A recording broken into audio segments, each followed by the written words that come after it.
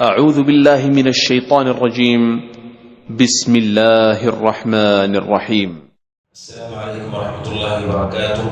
بسم اللہ الرحمن الرحیم. الحمد للہ رب العالمین وصلی اللہ وسلم وبارک علی عبدہ ورسولہ محمد وعلی آلہ وصحبہ اجمعین وعلی من تبعهم بإحسان الی یوم الدین. اما بعد. شیخ البانی رحمہ اللہ نے تلخیص صفت صلاۃ النبی میں تشہد کے احکامات میں تشہد کی مشہور دعا نقل کی ہے جو ہم میں سے ہر شخص جانتا ہے. التحیات للہ والصلوات والطیبات. السلام علیک ایھا النبی ورحمۃ اللہ وبرکاتہ. السلام علینا وعلی عباد اللہ الصالحین. اللہ کے نبی علیہ السلام نے جو دعا سکھائی ہے تحیات تشہد میں پڑھنے کی دعا، اس کا ایک پس منظر ہے. پس منظر صحیح بخاری کے اندر ہے. حضرت عبداللہ بن مسعود رضی اللہ عنہ کہتے ہیں جب ہم اللہ کے نبی کے پیچھے نماز پڑھتے تھے تب ہم کہتے تھے السلام علی جبریل، کہتے تھے سلامتی ہو جبریل پر، اور میکائیل اور میکائیل پر، سلامتی ہو فلاں پر، السلام علی اللہ اور سلامتی ہو اللہ پر. تو اللہ کے نبی علیہ السلام نے ہماری طرف توجہ کی اور آپ نے ہماری طرف دیکھ کر کے کہا اللہ پر سلامتی ہو. یہ جملہ صحیح نہیں.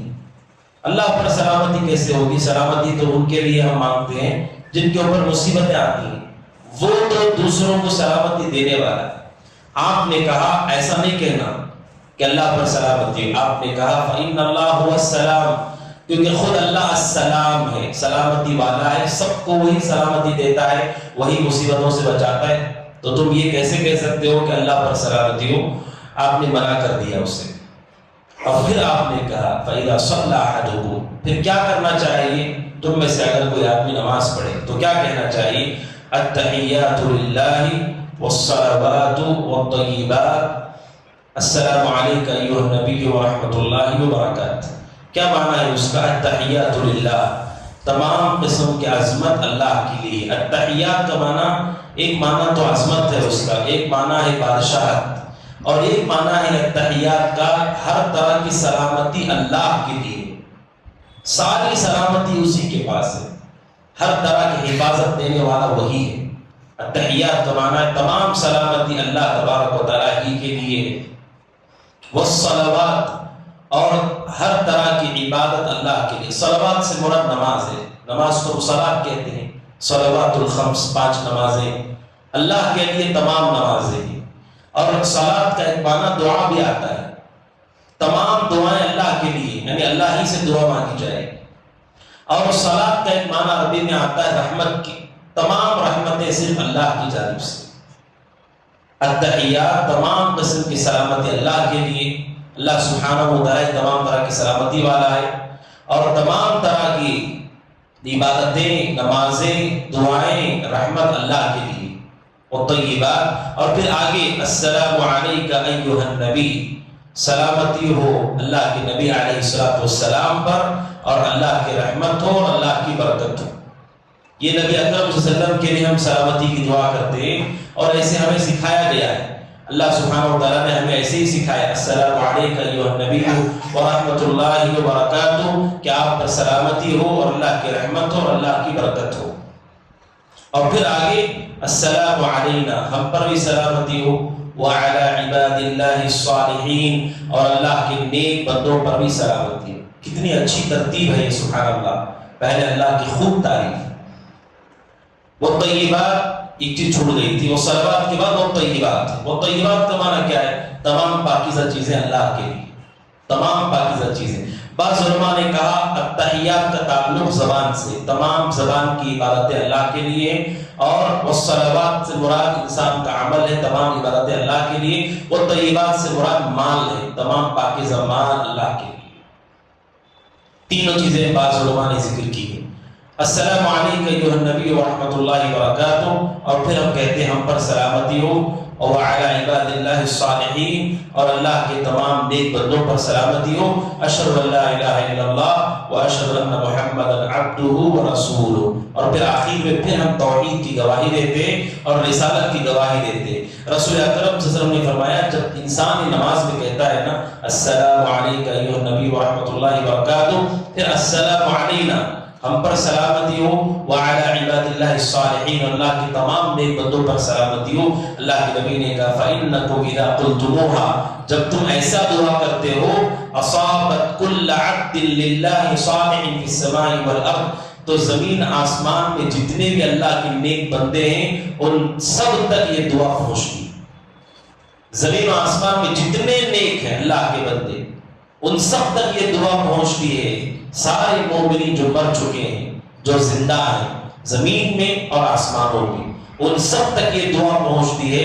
اس لیے کہ ہم کہتے ہیں السلام علینا، ہم پر سلامتی، وعلی عباد اللہ الصالحین، اور اللہ کے تمام نیک بندوں پر سلامتی ہو، آدم سے لے کر کے قیامت تک سب کے لیے سلامتی کی دعا ہم کرتے ہیں۔ اور اتنی پسندیدہ یہ دعا ہے کہ یہ دعا ہر نیک بندے تک زمین و آسمان میں پہنچتی ہے۔